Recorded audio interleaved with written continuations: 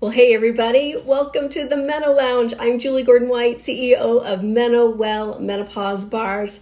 And I was going to show you our new peanut butter and chocolate bar today, but I ate it. I ate it because I eat one every day. Oh, are you a peanut butter person? I can just say 3 words: peanut butter chocolate. Yum, yum, yum.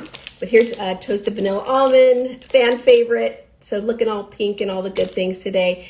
Hop over to mymenowell.com. That's where we are now.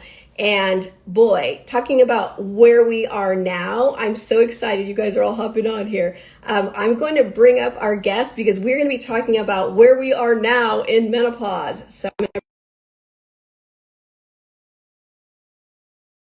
And I see you, Barb Sobel here, our clinical nutritionist. It's so fun to have our actual team on the Meno Lounge. We don't always get to do that. Hey, Dr. LaReesa, how are you? I'm great. Hi. Hi, there's Barb. And this is a different time of day for me. Yeah, look at, we're all together. We should do this more often in our team Slack, but We should. what the heck?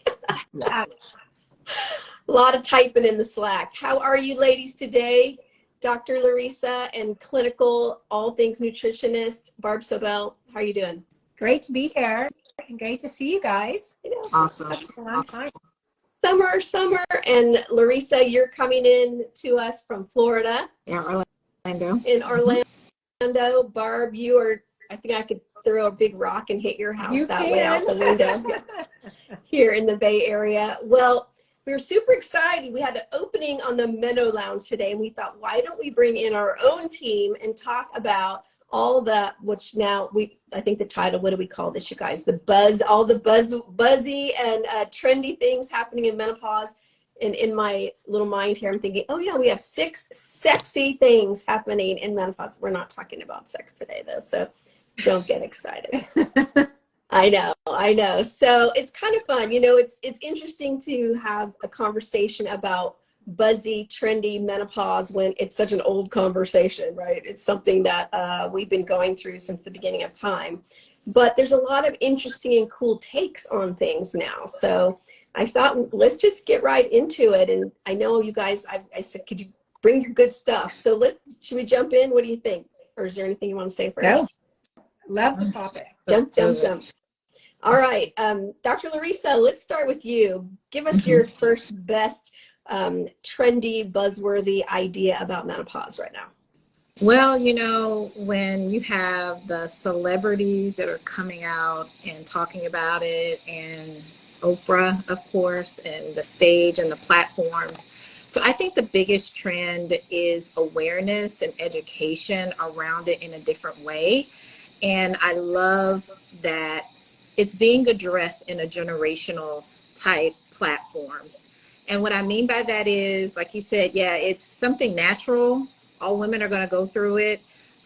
It's time that we stop talking about it like it's a diagnosis or a plague, and really wrapping around the true essence of what it can bring from the transition and to actually being in menopause. So I think the biggest buzz of everything is the awareness and the education being addressed on a generational level. And so what I mean by that, I'm giving you 2 examples. A lot of the things that are coming out there are really focusing on, okay, am I speaking to a baby boomer, who's already like menopause and beyond, or am I talking to the oldest millennial, which we're talking about early 40s, so we're really talking about perimenopausal. So the marketing is different. The conversations are different, more open, leverage type conversations. And then a lot about, okay, where we are and where we want to be. We don't want to start turning back reproductive clocks just because of it. So I think that's a big buzz and trend that a lot of the markets are not only talking about it in a way where it's addressing one generation, but more than one generation at this point. I love that. And it seems so much more thoughtful because before the bucket was menopause, right? And you're in it. It doesn't matter if you're my mom who's 82, post menopausal, or young woman who's gone through menopause because of surgery, and now she's surgical menopause, and now she's 38, right? So yes, that approaching it from generation and stage and just really like seeing people where they are, not just putting us all in one bucket. Yeah. And I'll bring it up a little later when we talk about technology, but I recently saw something where, you know what? I don't want to wear Depends. So we need to figure out something better, you know? And so even from that thought, like, Right. I don't want you to color it. I don't want you to put flowers on it or put patches and make them a cute design. I just don't want to wear it, you know? No. And I'm going to keep it PG rated for you, Julie. But, you know, that's exactly, you know, what I'm talking about, you know? So I think even from the edge or that outlook, it's a beautiful thing. I'm with you. And besides, when you put flowers on it and stuff, they just look like pull-ups. Like, come on. And actually, that's what we use at the hospital. They're floral. So it doesn't make it any better. Oh, God. Grown-up pull-ups? No, thank you. I didn't even want those for my kids, let alone myself, right? Good stuff. Good, good, good. Okay, Barb, now that we've gone all the way to pull-ups, it's your turn. Let's bring it back to nutrition. Yeah, but I want to build on what Dr. LaReesa said, and we're seeing menopause talked about, but we're seeing menopause talked about in community in a way that we have not seen probably since we lived and we had the red tents, you know, where women's communities were completely different and we really relied on each other. We've been so scattered for so long. We've been sort of siloed and quieted about our own experiences and not really knowing people are having very similar experiences. And I think the really important part about this is when we talk about our stress response, we talk about fight or flight or freeze. But for women, there's this other pathway that's tend and befriend.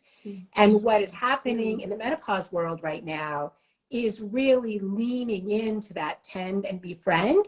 And what that does is just calm our nervous system so that our bodies are not in this constant stress response, and we can deal with other things, and we can heal, and we can rebalance, and we have space to deal with some of this stuff, both physiologically, mentally, emotionally. And I think that's something that even 5 years ago, we were not seeing. Yeah, I love that. And I saw LaReesa's eyes light up, and I'm like, I need to write that down. Tend and befriend. That's so beautiful. It harkens back to how women used to be together. Like you said, you know, huddled up in a tent, just the women kind of thing. And that caring that can happen maybe when you have a baby in some cultures, how all the women come around. But now we're reaching out to each other. And even when I started the company, when talking to some of my girlfriends in their 50s, they didn't want to talk about it. They didn't want me to talk about it. And so now that there's these proactive conversations, let's talk about it. Let's gather around this and care for each other through the journey. You're right. It's new and different. It's old and new, right? Yeah. It's old and new. Yeah. But it's so healing and wonderful. I'm thrilled that that's something exciting happening. Yeah, I love that. That's good. I think we're done now. Okay. I'm finding younger generations even curious. Yeah. So taking the word that you just used, Barb, of being proactive. And your studies have shown that even the Gen Z and your millennials tend to think in more a preventive lens. I mean, we're just short of a pandemic. Everybody's mindsets are shifted, you know, or have shifted. Exactly, not only approach healthcare, but how they approach their health. And it's no longer, you know, let's just deal with it. No, what are we going to do about it? So long term, just not for the now. You're right. You're right. Young women, it's just women's health care is in the front of the conversation now. So such a perfect opening for this, but for us to just to support each other. And I like it in community too. We also kind of have like our own language. Have you noticed that? You know, like we have these little funny things that like young girls were giggling around, you know, but it's a way of having a shared experience together. I mean, that's what sociology is about, right? A shared experience. And we're having a shared experience that we're willing to talk about again or first time. I love that so much. Super good. Okay, Dr. LaReesa, are you going to talk about the Depends again? Yeah. So actually, I'm going to take what you said as far as a shared experience, because I think technology and the spectrum of different technologies that are available now are allowing just that, a more shared decision model. There've been a couple of articles outside of the Forbes article this year about 74% of women are not even, going to their doctors about it or even doing anything about it. And if we're really being honest, I mean, majority of the time that when women come to me, they've already trialed about 3 different products for their vasomotor symptoms. They've asked, XYZ. They've joined a Facebook group or something, just trying to wrap their head around it. And so what technology has done, if I had to section it out, is make it a little bit more accessible, not only for the education empowerment community, but for treatment. And so there's been expansion of telemedicine models out there from different apps.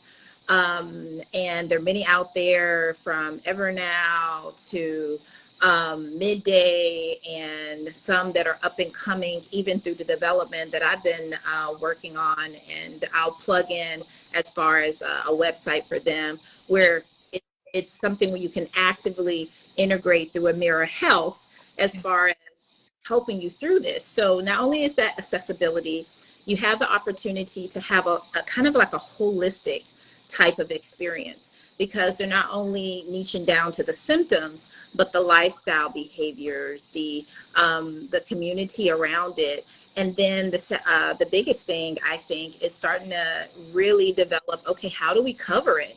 Making partnerships, strategic partnerships with healthcare companies, or making sure that things are HSA or FSA eligible, so you won't necessarily feel like you're expending a lot out of pocket. So technology, in a safe, brilliant, genius way, is starting to still composite not only that bot technology, but the human factor. And that's important, because a lot of people still felt like they were being dismissed by their physicians or their healthcare providers, that they weren't getting the answers that they needed or wanted, or just had their internal fears from prior knowledge or scares or whatever it is. And so with that, I think the bridges and the gaps of technology, of using it for good, is going to make a difference as far as making it more democratized or accessible for more women, and then to choose how they want to go through this experience. I love it. Are there any particular technologies that you really like? I know you like technology. I know you have and use all the things, and I would just ask you, hey, what about this? You're like, oh, okay, I got that thing and I got this thing. So any of your favorites, and maybe they've changed over time. I know some of your favorites, but has something changed over time? Anything rising to the top right now? As far as, I think the things that are rising through the top right now is, I tend to test a little bit on myself. And as I mentioned, like a Mirror Health, they have Amy, who's a menopausal coach. And so right now, I am not only experiencing, but assisting, to real time with the team. So I really like that. So that's amyhealth.ai. That's my newest thing that I've been playing with. I am someone who tracks sleep, because I do believe sleep is sexy. And I think the Oura Ring is something that's very healthy out there. But I recently read a press release that there is a medical device that is going through FDA clearance or more vetted series, where it could be available for healthcare systems. And so that is like fabulous. And because you're meeting other metrics that you can obtain from your personal data, whether it's your smartwatch or what have you, or your Oura Ring. But I still feel the gap exists if someone doesn't know how to interpret it or what to do about it. You can buy all the things, you can get your discount codes, invite a friend or what have you. But if you really don't know what to do with that data, it's just like being kind of thrown in. I'm sure you've seen this, bar, where you feel like, okay, I got the recipes, I'm doing this, I got, meal prep and all that type of stuff. And then you just feel like you fall flat, and I'm sure you see that a lot from a lot of customers when they don't have that accountability, that support. And honestly, that is a lot what I've integrated now with my practice, is giving an opportunity for women to understand this personal data is something that you can utilize to really optimize your health once you understand how to not only interpret it, but make the intervention and watch what can happen with that essential change. I completely agree, because otherwise the tools aren't useful, Mm-hmm. because you don't know how to change. Mm-hmm. And I've been using continuous glucose monitors a lot. Same thing. Mm-hmm. I think it's really helpful as women go through menopause. They're not as flexible with their insulin levels, but you really need to pay attention and approach it scientifically, where you're keeping track of the data and then making changes and seeing what happens. Mm-hmm. I highly recommend, Barb does a wonderful class on glucose monitor, how to work with a glucose monitor. And we're going to be working on some things for you with Barb and LaReesa. I have 2 boxes of them right over there that I haven't actually stuck to myself, but it's coming soon. Because there's good things, and we've had people tell us that our bars have a really nice effect on glucose, so we're going to gather some data around that. But when you said it's important to not just get the data, like, what do you do with this? That's the thing. You know, it's great to have the information, but if you don't know how to apply it, you really can't get the benefit or how it even relates to your own body, because we are all different. So really good. Okay, well, I'm waiting next time I see you, LaReesa. I don't know, am I going to see you at Wise Paws in September? Oh, no, not this time. Oh, we'll miss you. I'll FaceTime you in. I was going to say, I'll be looking to see if you're wearing a watch, or like how many Oura rings you have on your fingers. And all. I text my husband. I need a new watch. I asked during my birthday. I'll tell him. Tell him I said, get you that new watch. Whatever she wants, she gets. Okay. Super mom over there. Super mom doc. On IG. Amen. Okay. There you go. Okay, Barb, give us some nutrition goodness. I know you've got some nutrition secrets over there you want to share that's buzzy and trendy. Okay, so this is something, it's nutrition related. It's about some studies that have recently come out. They're kind of on the forefront, but about the role of probiotics and prebiotics and gut health, specifically on menopause. And it's what we eat helps shape our microbiome, which is the bacteria inside of us. And we're learning that this bacteria affects our estrogen levels, osteoporosis, breast cancer risk, breast cancer treatment, periodontal disease, which we don't talk about that, and then certainly cardiovascular disease, everything from insulin to blood sugar, lipid, inflammation, all that whole realm of cardiometabolic disease. Mm-hmm. And I think what's so interesting about that is the food we put in our body, things that are rich in bacteria and probiotic bacteria like yogurt and sauerkraut and pickles. Good bacteria. Good bacteria, yeah. And then the fiber that feeds it, which are prebiotics, work together. And when we support our gut, it turns out what we're learning is we're helping to support our body's response in all of these pathways. And it's just fascinating. And the thing I'm really thrilled about is researchers are looking about menopausal women in particular. Like, some of this we know for the general population, but our bodies change so much, right, that it's really nice that we're focusing on this population. Mm-hmm. So good. Yeah. I mean, you were a part of the whole formulation piece on why we decided to go with 29 to 32% of your daily fiber in every bar. So important. Huge. And not just to keep things moving, right? It's to keep things right and to impact our estrogen. And, being super honest, in the beginning, I always thought all that fiber was a probiotic. And then I learned later it's a prebiotic. So tell us, give everybody a little bit of insight on the difference between a prebiotic and a probiotic, because I think this is buzzworthy that I don't think people really understand, or maybe I'm just projecting the fact that I did not understand, but it's confusing. I'm going with that. It's confusing. So a probiotic is rich in bacteria. So think of sauerkraut, yogurt, kimchi, miso, things like that. And a prebiotic is fiber from plants that we don't eat, we don't digest, but the bacteria in our gut breaks it down and lives on that.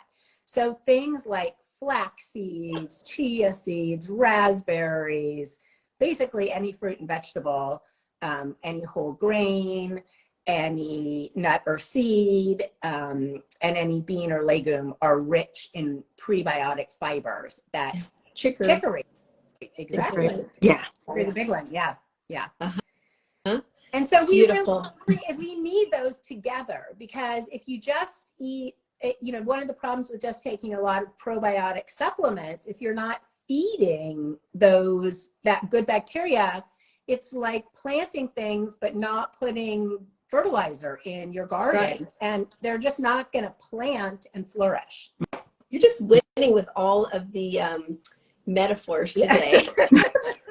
Check. Well, hold on. Let me write that down. If you don't, you need the bars, because they feed, like all that yogurt you're eating. Nothing's happening with that, right? You got to feed the yogurt. You got to feed it. Yeah. I love it. Super good. This is why I always say this. How come we don't have you guys on more often? We're just gonna have to put this. Make sure you guys schedule, right, so we can block some time to do this. Really good. You keep us to yourself, Julie. Yeah. No. Why? You guys are my secret. Like, We love it. have to share you with the world more often. Okay, LaReesa. Okay, so we've got now technology. We have community. We have how to feed our probiotic gut health with our prebiotics. Really important in menopause. How about you, LaReesa? What else you got over there in your secret stash? Well, there's just tying in number one and a little bit of number two. It's predicted 2025 there'll be a little over 1 billion women in menopause, and it's also predicted to be like about a $600 billion industry within itself, and yet it still comprises less of the funding that is out there when it comes to research and really marketing products to this community in a way that is not only science-based, but really engineering true solutions that can be there for a lifetime. I preface it with that information because I think it's really essential to see where we're going and how, we're making those latitude movements. So two of the things really three things I wanted to bring up. So NAMS, or the North American Menopause Society, came out with a statement, and women, you can look it up, Google, a position statement basically about non-hormonal treatments for vasomotor symptoms. This is important because over 80% of women in that transitional period for going into menopause, or may already be in menopause, really this changes their quality of life. So this is a serious condition or symptom, whether it's changing clothes in the middle of the day, or just feeling like, I just feel hot and wet. These are non-hormonal. Yes. Yeah. And so these non-hormonal treatments, through this position statement, really listed a lot of extension of what does the evidence support and what does it not support. The big idea I want to put around that, because there is a lot of information that supports what you can use, like from cognitive behavior therapy, clinical hypnosis, or some people don't recognize there are prescription drugs that are used for generalized anxiety or major depressive disorder, like your Paxil, your Celexas, and things like that as a brand name, that also can be used for other conditions. The thing is, it may not also be what women still want to use as far as some prescription-based therapy for vasomotor symptoms. And so I say that because in this position statement, some of the, recognizing that it's still part of that small percent of where we have investment dollars for the research. In this, particular evaluation of these specialists and experts that have come together, we recognize, hey, there's a need for more scientific evidence for things even such as cooling techniques or exercise or yoga. Technically, it's not there, but I had women over and over and over again, observational wise, have noticed these changes, just because they've decreased their stress and cortisol levels, or et cetera. So understand that some of the things or evidence may not necessarily be showing up in the science, but that's why we're moving toward really helping a lot of the science evidence-based stuff to get there. So with that came FDA cleared medication called Veoza, which works on that thermoregulatory process in the brain that changes with the loss of estrogen that brings about vasomotor symptoms. I brought up the position statement because I think it's important that people know, those who are still kind of leery about hormone replacement therapy, it is still considered very effective as far as hormone replacement therapy for vasomotor symptoms. Something, you know, that women shouldn't necessarily be scared of. And I have the rule of rights, making sure it's the right person, the right dose when it comes to that. But the important thing about this newer drug is non-hormonal. Going back to that, it's a non-hormonal medication that's working on more of the brain function of the thermoregulatory systems that exist. So just so you know, that's something that was FDA cleared, came out this summer. That's, you know, a true buzz. Okay, say the name of it again. Bioza, and I'm gonna spell it for you because I lost spelling in med school.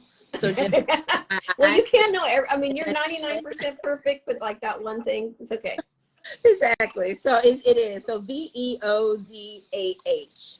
And it is considered a non-hormonal therapy, just so people will be aware that that's out there. The other thing was that I thought was interesting, because I sign up for all these things when I go in like mailing list or whatever, things that are going to be of interest. But there's even something that came out with it, Xena Health. They have started a random controlled trial on their pelvic system. So this is something out there, once again, to help promote health of the pelvic floor. Oftentimes the issue when it comes to incontinence and et cetera. But Cigna, one of the major insurance carriers, they've just got on board with providing this particular therapy, which is technology based because it's a companion app that comes with it. There are a lot of other products out there, from Joylux, and which has gone into postpartum care. I would say vet, but these are good quality things that are coming out, and growing the evidence that is needed to support some of it.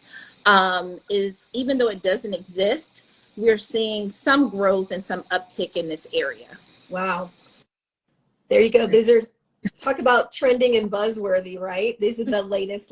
And, you know, it's interesting that you bring up the non-hormonal drug, because you're right. Many women, even though now there's sort of, you know, this return back to HRT, are still traumatized or have that stigma or afraid, or like me, my mother told me, never, never, never, you know, take HRT. So there's some other options, so you don't have to suffer, because that's really what it comes down to. Women are suffering. But the fact that you brought up yoga and other, you know, meditation, nutrition, all these other things, they combined can really make a difference in our experience too. So many things. And nobody's brought up Ozempic yet. I know we hadn't planned on talking about that, but I don't know, I feel remiss in not bringing it up. So I'm going to put you both on the spot on Ozempic. So who wants to dive in the swimming pool first? You want to, Barb? You guys are going to get me later and slack, right? We'll pick up the pieces. Okay, no problem. It's part of the GLP-1 therapy that's out there. And honestly, a lot of it has come out of women who are trying to fight the bulge, you know, as far as some of the weight gain that is associated with any time in life. And so it's a lot of hype out. It's not, I don't want to say necessarily hype, but there are some good results that are coming out of women. I think the biggest thing, just for nature of time, and I would love to come back and go dive in it, and actually I'll talk about my masterclass series that's coming up, where I'm going to be in detail some of these things. But regardless, most of the studies out there, because I've seen even family members do this, had to do with some kind of lifestyle modification. Right. You know, and it's the back because as soon as you stop taking it, if you have not modified the way you be in the world. Absolutely. I swear the battle is still at the mouth. Right. So in the mind, into the mouth, you know, here. Whatever. There's still a psychology and triggers and other hormones, like your drivers of dopamine, that, you know, hey, something still tastes good. And even though if it drops your appetite, there's still some other levers, meaning accelerated aging that can happen just based on the type of things that you can put in your body that destroy your microbiome in your gut. you know, and this is probably where you want to pick up. But just understand all of the studies that have come out to support, and let me tell you, there's some great results. And I believe in a lot of the science that's behind it. And I think it is very revolutionary. But I don't want women to lose sight of most of the studies. I can't, you know, say that I've looked at all of them. But anytime you see it publicized and marketed, it's going to say studies associated with lifestyle modifications as well as with drug administration to get, you know, the sustainable results over time. That's just point blank.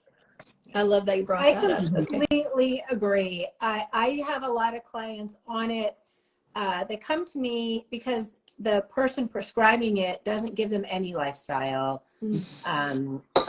recommendations, and they don't necessarily want to stay on it forever.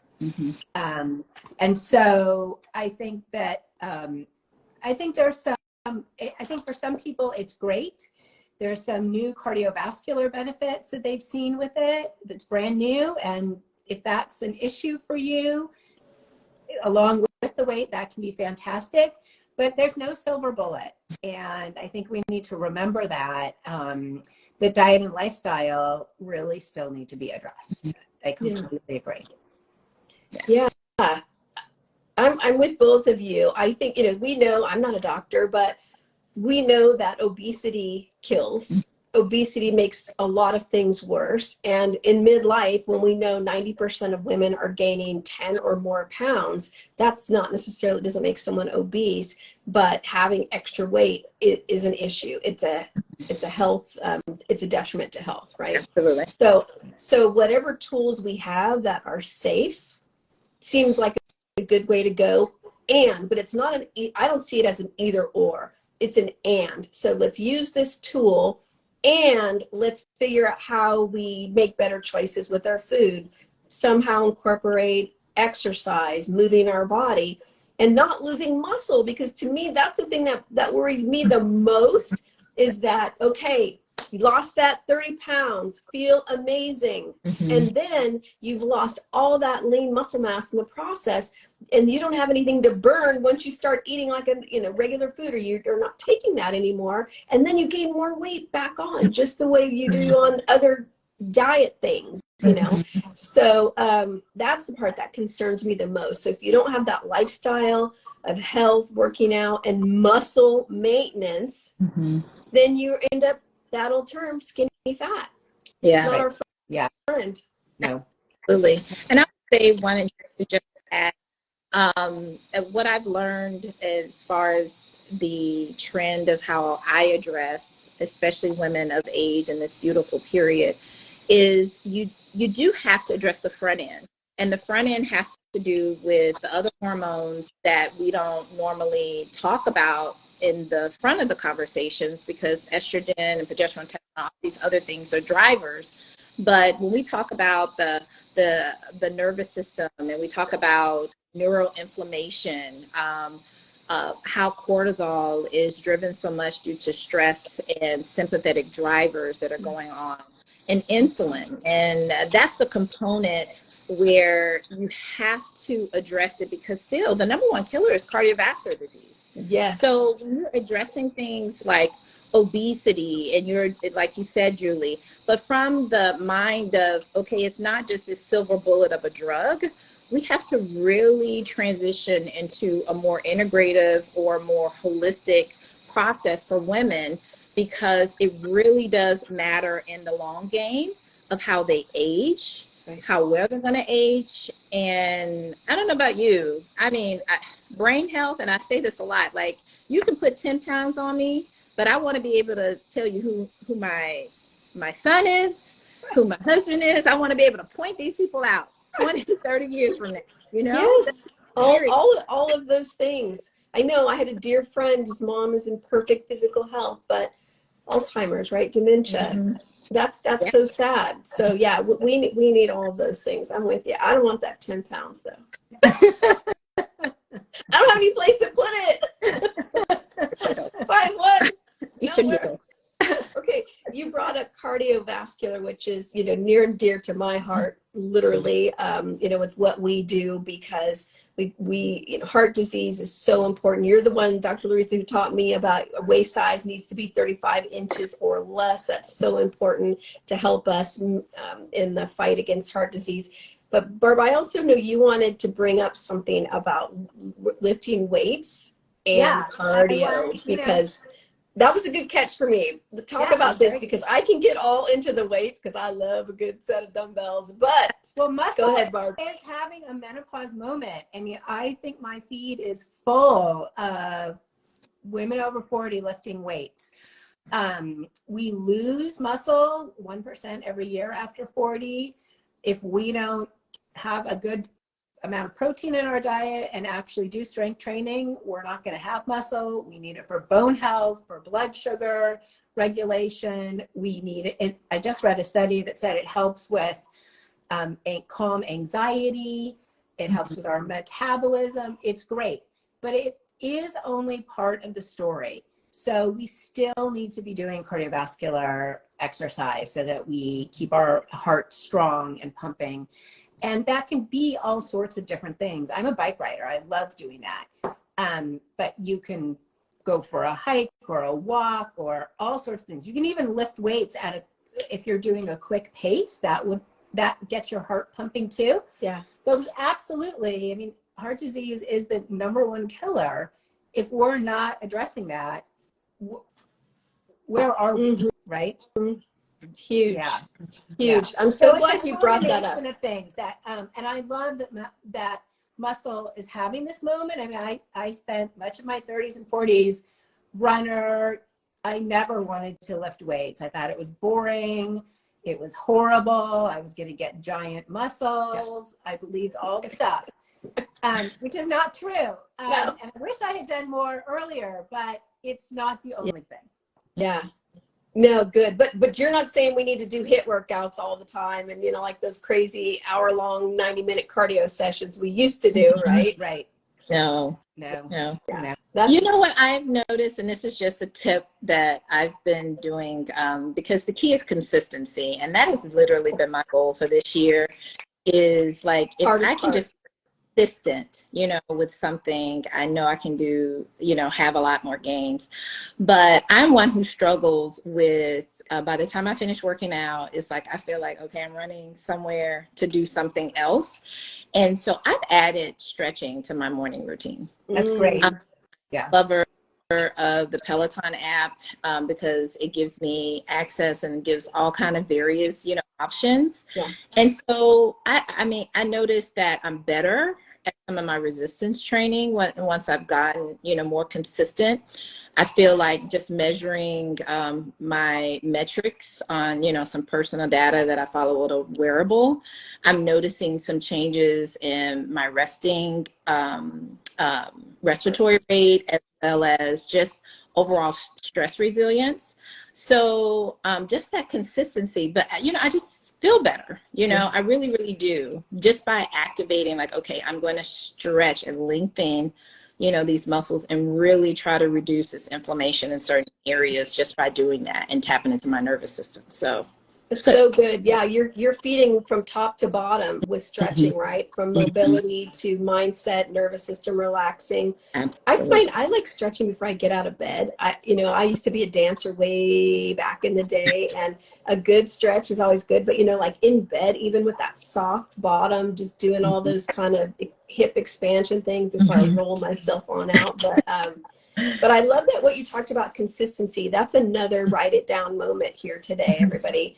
Because consistency is really, really hard. Let's see. Are you highly sensitive? Said, I've just read twice, Built to Move. That looks great. What a game changer. Oh yeah, good book. Yeah. I'm going to suck that down this weekend. Thank you. I love that. All right. Appreciate that. Yeah. And we are all built to move, right? Keeping our mobility as we age is huge. No one wants to have a fall as they age, and we need to be strong to catch ourselves, but we also need to have supple joints so that we can move. Right. Go up the stairs, carry the grandbabies, all those things. Right. I don't Lift have up any the groceries. Yeah. coming someday. Really good. Telling all the things today. You guys make me say things I don't want to say. It's like I feel like we're sitting around our table and talking about something. Okay, I just have to say right here on camera, I happened to see Barb on Saturday night. She came by to get all her new MenoWell bars, and she had on the cutest pink Barbie dress. She was going out. So cute. I love it. I'm still thinking about, yeah, you're matching the toasted vanilla almonds. Yeah. So cute. You have to take a picture. It was so cute. I don't know. I just need to share that, because we don't always get to be in the same place. But she had on a Barbie dress. So cute. Okay, I confess, I promised to drop the bars off somewhere, but I tasted the peanut butter one, and I'm in love. That's like when you bring pizza home and you open the box and there's like 2 pieces gone. Like, where's the pizza? Yeah. Facts.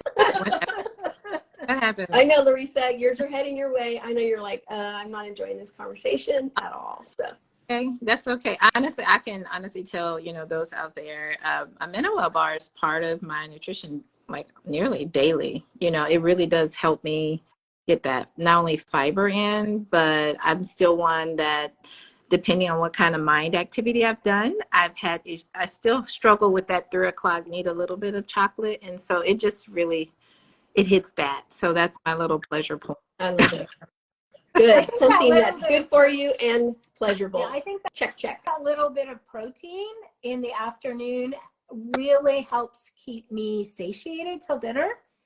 My husband doesn't always get home till late, and I left to my own devices, I'd probably eat dinner earlier, but I feel like when I have that combination of protein and fiber, it really makes me satiated much longer. Mm-hmm. I find that too. And true confessions, I think Sorry Double Chocolate Brownie peanut butter chocolate is my new really jam. Oh, yes. And I was all about the double chocolate brownie, but I'm a peanut butter girl.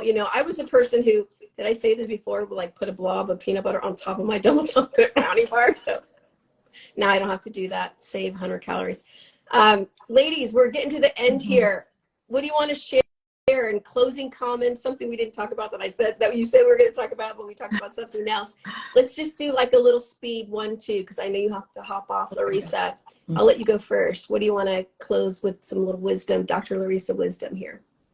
I'm just going to drop it again as far as consistency is key, and this is the time to do so. I'm also going to plug in a little nugget. If you go to thrivebeyondwellness.com, excuse me, I'm going to be doing a masterclass called Age Well, Thrive Now, and we're going to hit on hormone weight management. Yes, awesome.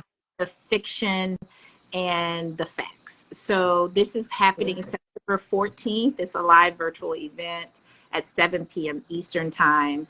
And so if you go to my website, there is a registration right on the front page. So you don't have, even if you don't want to browse around too much, even though it's good stuff in there, go to thrivebeyondwellness.com. I'll type it in the comments, and consistency is key. We'll be sharing it around. LaReesa, why don't we do a giveaway for anybody who participates with some bars? What do you think? Ooh, I love it. I love it. All right. Good. All right. Barb, bring us home. I think one of the key things around menopause is that women have to usually dig down a little bit more in managing their stress. Unknown symptoms can be stressful. Health issues can be stressful. It's a time of life when there's a lot of change, just with families, sometimes with parents, sometimes with kids, sometimes deciding to change jobs or relationships. And I think one of the things that we actually have control over, we don't have control about what stressor is in our life, but we have control about how we manage it, and to build that time into our schedules every day. And it can be short, it can be a few breaths, but being consistent and really doing that goes a long way in our health. Yeah. You two are so powerful. So Barb, you're going to come back on and we're going to do a whole thing on stress management. LaReesa, you're going to come on and we're going to talk about Ozempic and all the things related to that. We're going to go deep dive, and we're going to do this at least once a quarter, because how fun. Yes. So Once a quarter. Oh, we should have a holiday edition. Okay. Let's tell Laura. She'll get it all booked up for us. Okay. Good stuff. All right. I'm so grateful to be in this space with all of you. Have a great rest of the day. All right. See you Take soon. care. See you in Slack. Bye, everybody. Bye. Bye. MenoWell.